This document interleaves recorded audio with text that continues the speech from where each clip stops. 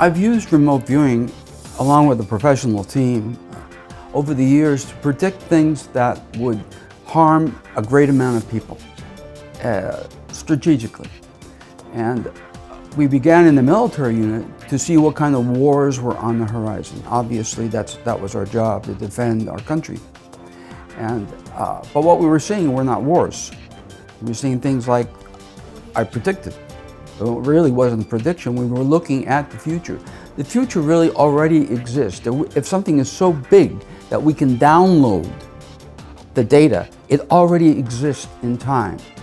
So what I've been saying to the public and other venues is use this opportunity, if you call it an opportunity, this pandemic, as an exercise, a combat exercise, to practice what you're going to do when infrastructures collapse. So right now, infrastructures, transportation and logistics are constrained, but they're not collapsing. You can still flush your toilet. You can still pump gas at the gas station. You still have electricity. But when the power grids go down, and they will in many places in North America, when the kill shot happens, you won't be able to do those things. That is an infrastructure collapse. So soon, you'll have a Mad Max scenario in the cities.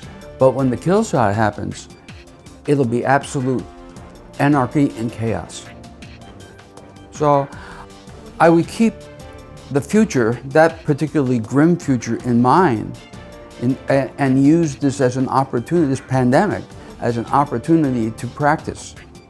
Obviously, many people that live in cities are screwed because of this pandemic. Worst of all will be the kill shot.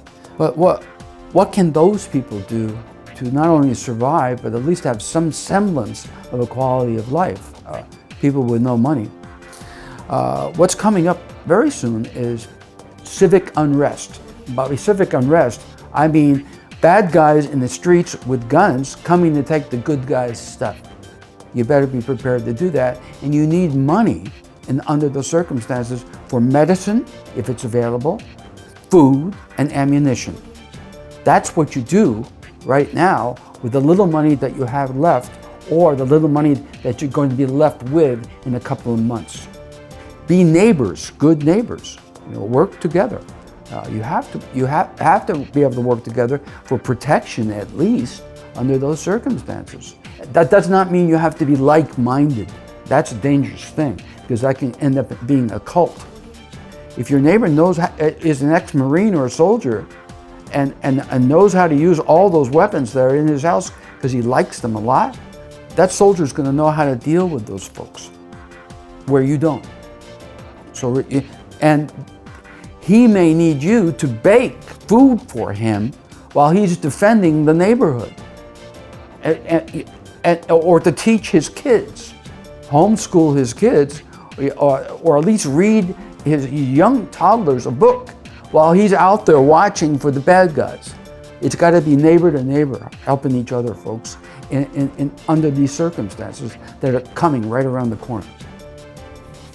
Right now, the panic buying in many places in this country, is over. The shelves are once again being restocked with toilet paper, most importantly, groceries, all right? So it looks like the panic buying is over. Folks, use this opportunity with any money that you have to buy non-perishable food. And to a certain degree, water. Make sure you have access to water, or you're dead. But non-perishable food, because this virus is coming back with a vengeance. And you think you saw panic buying before, watch what happens in a few months from now. Oh, you ain't seen nothing yet. But this virus is coming back. It's coming back.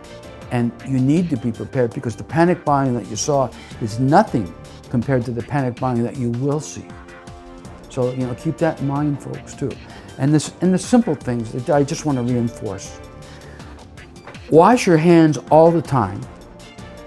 If you're in self-quarantine, you don't have to worry about picking this up from anybody else. Your kids will give it to you, maybe, but you don't have to worry about that. But you're still going to have information flow coming in and out of your house, whether that information takes the form of Amazon cardboard packages or what's in the box or whatever it is. Whenever you touch something that's alien, to your domain that comes in from the outside, wash your hands. Just keep washing your hands. If the surfaces in your home are already clean, because you haven't gotten the virus, so you know that everything in your house is clean. So you don't have to worry about that. But if you have to drive a car, yeah, you don't have to swipe down your whole car. Your hands are going to touch the steering wheel. Let's say the steering wheel's infected. It's got microbes on it too. Just take it for granted that it does. When you come back home or you go to wherever you're going, wash your hands thoroughly. It's that important. Don't rub your eyes. Don't rub your nose. For God's sake, don't touch your mouth unless your hands are clean.